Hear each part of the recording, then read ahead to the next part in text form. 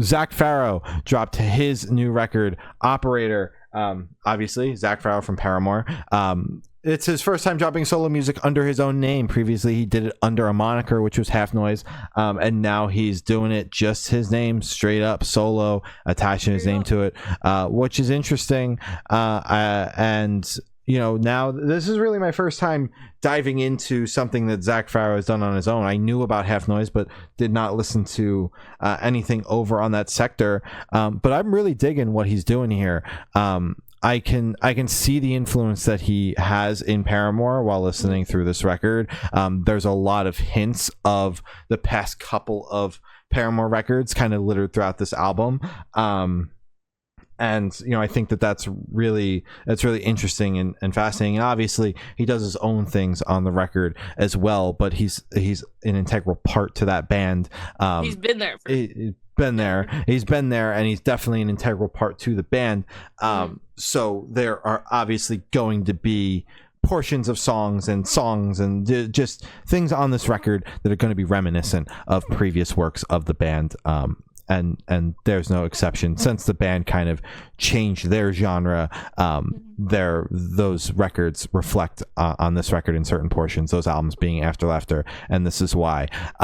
I really like the title track. I like the way that this opens with Operator. I think it really sets the tone for the album, and really grabs your attention, because I had zero idea what to expect going into this album. It could have been a fucking folk record. It could have been a rap album. It could have been heavy metal record. Like, I didn't know what we were getting into. I was like, Zac Farro from Paramore probably isn't going to make something that's offensive to the ears because he's in Paramore. And we're going to give this one a shot. And Operator was the first taste, and I thought that it comes out swinging. It's a big ass song, and makes a lot of sense as the opening track. Second Chance to follow that up is really solid. I Need You to Close Things Off is a really great closing track. It does kind of feel like the record starts really high and then kind of descends the further into the record you go, which is not my least favorite way to listen to a record. Like, if you're going to have a bunch of songs that kind of fit into this slower vibe, I'd rather you go kind of in descending order with it and kind of take me on a journey that's the record gets progressively slower. So I think that I like the way that it's track listed versus trying to take me on a roller coaster of emotions all over the place. It's just littered with great songwriting, which is exactly what I expected, no matter what Zac attempted to do with a newly rebranded fully solo project, just his name. Whatever he decided to do, I knew it was going to be good because the guy writes good songs, but this exceeded my expectations. I really think it's solid. So going into this record, I wasn't hesitant. I was just kind of like, okay, Paramore, you know how to write a song. You know music a little bit. You would assume he's been doing it a long time. You'd hope so, right? Yeah. So going into this, I was like, it has to be good. I don't think it's gonna be folk. Only sometimes they pull that on you. You never know. It's a solo project. It's a side project. Sometimes it is to get away. It could be to get away from the genre of music that they're making with their current project. Yeah, and it's always like folk. Yeah. It's always or folk. Country. It's like, why isn't anyone doing like like an EDM? Or like project? If you're in a pop band, why don't you make metal music? I mean, we got Spencer from Under Oath. He just made a pop record. He's in a metalcore band. Like, that's dope. More of that. That's dope. Yeah, exactly. So stop making fucking folk.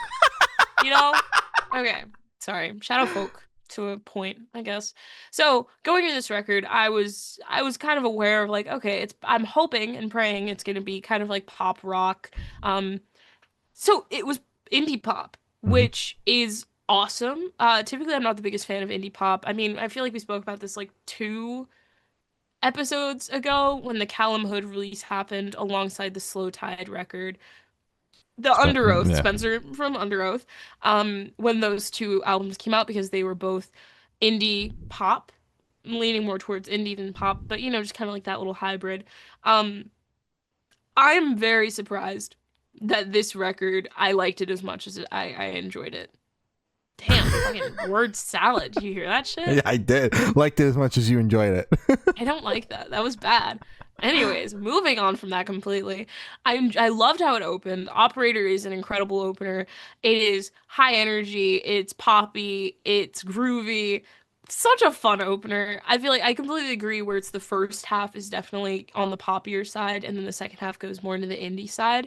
But what I like, and this is what I say about these types of records, if you're gonna do two different types of genres, you should have little hints and bits and pieces of that second genre that you're gonna switch to in the other one, so it's like cross-referenced. Hmm. So it's still cohesive, but still separate. Hmm. You know, he does that Yeah, because he knows music. he does. He writes Thank tunes for a you. living. It's like his job or something. It's crazy. So, the progression of the record I think is very natural. I think it is fucking beautiful. I think how it's produced. It is just such a fun listen. The first half, as I mentioned with the opener operator, it's so groovy, it's poppy, it's upbeat. It got my attention immediately, and I was shocked because again, I kind of went in with like no expectations and no, I wonder what this is gonna be.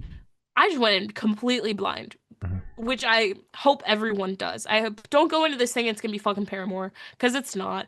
It's not folk either. So, you can lower your guard. It's okay. Um, Incredible record.